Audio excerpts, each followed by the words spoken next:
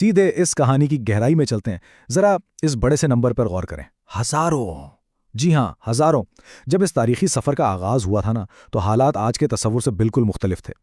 کوفہ کے لوگوں نے ایک دو نہیں بلکہ ہزاروں کی تعداد میں خطوط بھیجے تھے امام حسین کو کہ آپ یہاں تشریف لائیں، اور پھر جب ان کے سفیر کوفہ پہنچے تو مانے یا نہ مانے پورا شہر انہیں خوش آمدید کہنے کے لیے امڑ آیا تھا۔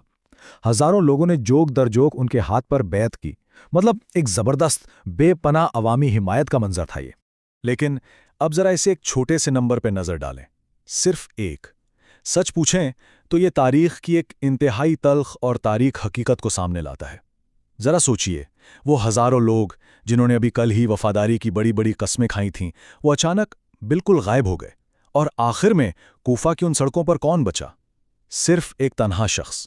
یہ سفر جو اتنی کثیر تعداد اور اتنی بڑی امید سے شروع ہوا تھا، وہ مکمل تنہائی کے اس دردناک موڑ تک کیسے پہنچا؟ یہی تو وہ اصل داستان ہے جسے آج ہم سمجھنے کی کوشش کریں گے۔ پہلا حصہ، سفیر کی آمد اور کوفہ میں ان کا شاندار استقبال۔ تو ہوا کچھ یوں کہ کوفہ والوں کی طرف سے آنے والے ان بے تحاشا دعوت ناموں کو دیکھ کر امام حسین نے اپنے چچازاد بھائی مسلم بن عقیل کو اپنا سفیر بنا کر کوفہ روانہ کیا۔ ان کا مشن بہت اہم تھا۔ انہیں وہاں جا کر گراؤنڈ ریالٹی یعنی زمینی حقائق کا جائزہ لینا تھا۔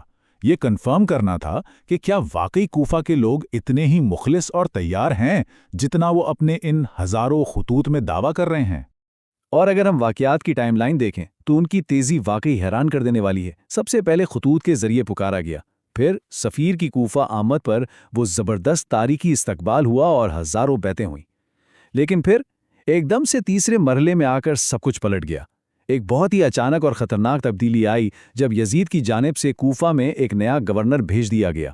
بس یہی وہ ٹرننگ پوائنٹ یعنی وہ موڑ تھا جس نے شہر کے سیاسی اور سماجی حالات کو پوری طرح جھنجھوڑ کر رکھ دیا۔ دوسرا حصہ، حالات کا اچانک بدلنا اور ابن زیاد کا دور۔ اور یہ تقابل بہت ہی زبردست طریقے سے واضح کرتا ہے کہ حالات کس طرح دو بالکل ہی مختلف تصویروں میں بٹ کر رہ گئے۔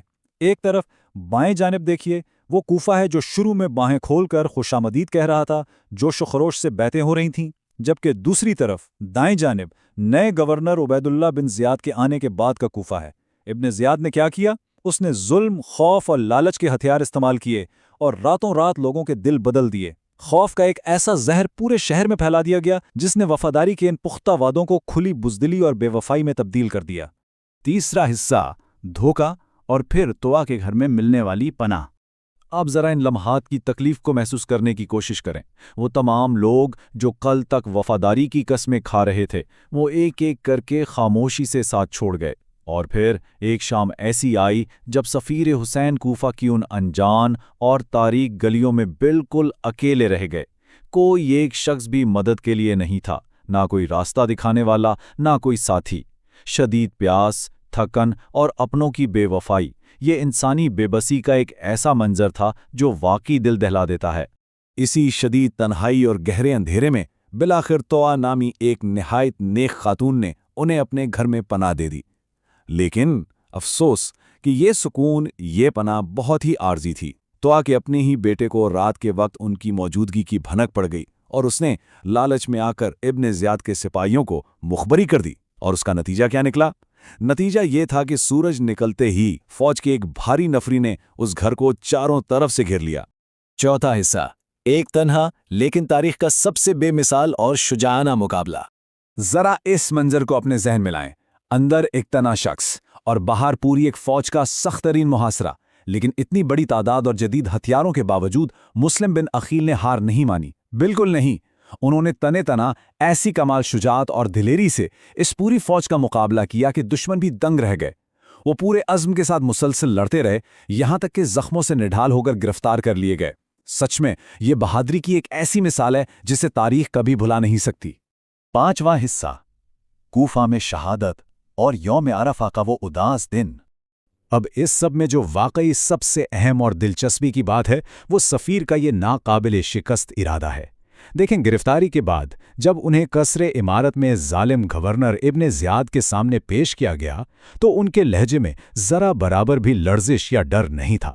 انہوں نے سیدھی اور سچی بات کی اور کسی بھی قسم کے خوف کو جوتے کی نوک پر رکھتے ہوئے اس ظلم کے سامنے سر جھکانے سے صاف اور قطعی انکار کر دیا۔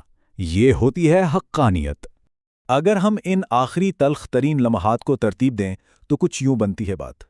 سب سے پہلے صبح سویرے وہ محاصرہ اور ان کا وہ بہادری سے بھرا تنہا مقابلہ، پھر گرفتاری اور کسر عمارت میں ظالموں کی آنکھوں میں آنکھیں ڈال کر ڈٹ جانا، اور پھر بالآخر 9 ذوالحجہ یعنی یوم عرفہ کے دن شہادت کا وہ عظیم رتبہ پانا۔ ان ظالموں نے بے دردی سے ان کا سر تن سے جدا کیا اور پھر ان کے جسم مبارک کو کسر عمارت کی بلندی سے نیچے گرا دیا۔ اور جب یہ حد سے زیادہ دردناک، دل چیر دینے والی خبر امام حسین تک پہنچی تو ظاہر ہے وہ بے حد غمگین ہوئے، لیکن یاد رکھیں یہ گہرا صدمہ اور دکھ انہیں حق کے اس راستے سے 1 انچ بھی پیچھے نہیں ہٹا سکا۔ انہوں نے کوفہ کی حقیقت جان لینے کے باوجود سچائی اور قربانی کے اپنے اس کٹھن سفر کو پوری ثابت قدمی کے ساتھ جاری رکھا۔ چھٹا اور آخری حصہ، وفاداری کی وہ عظیم میراث اور ہمارے لیے لازوال اسباق۔ تو یہاں سمجھنے والا اصل اور اہم ترین نقطہ یہ ہے کہ حضرت مسلم بن عقیل کی یہ شہادت ہمیں آج بھی کچھ بہت ہی لازوال سبق دیتی ہے۔ ایک ایسی غیر متزلزل وفاداری جو مکمل تنہائی میں بھی قائم رہے، مشکل ترین حالات میں کمال درجے کا صبر، سچائی پر چٹان کی طرح ڈٹے رہنا اور ہر حال میں ظلم کو للکارنا۔ انہوں نے پوری دنیا کو یہ دکھا دیا کہ سچے انسان کبھی ظلم کے آگے گھٹنے نہیں ٹیکتے، اور بالکل یہی وہ وجوہات ہیں جن کی بنا پر آج بھی دنیا بھر میں انہیں قربانی اور سچی وفا کی ایک روشن ترین علامت مانا جاتا ہے۔ اس سارے داستان کے اختتام پر ایک بہت ہی گہرا اور ہمیں سوچنے پر مجبور کر دینے والا سوال سامنے آتا ہے، وہ یہ کہ کیا سچی وفاداری کو صرف تب پرکھا جا سکتا ہے جب حالات سازگار ہوں، جب ہر طرف سے واہ اور حمایت مل رہی ہو، یا وفاداری کا وہ اصل اور سب سے کٹھن امتحان تب شروع ہوتا ہے جب انسان مکمل تنہائی کا شکار ہو جائے، جب سبھی ساتھ چھوڑ جائیں اور چاروں طرف صرف اندھیرا اور دباؤ ہو؟ مسلم بن عقیل کے اس تاریخی سفر اور ان کے ان آخری لمحات نے انسانیت کو ہمیشہ کے لیے اس سوال کا ایک نہایت واضح اور ناقابل فراموش جواب دے دیا ہے۔